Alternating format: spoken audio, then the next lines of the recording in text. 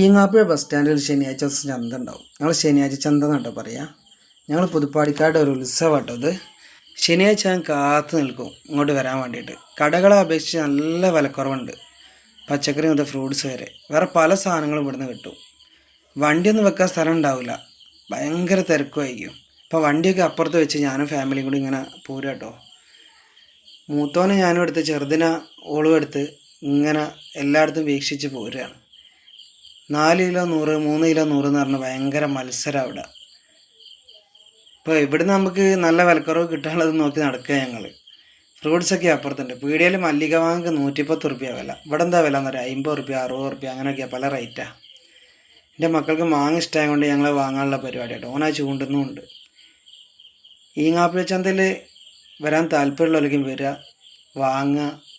എന്താ വെച്ചാൽ ഞങ്ങൾക്കൊരു ഭയങ്കര സംഭവമാണിത്. നല്ല വിലക്കുറവുണ്ടാവും.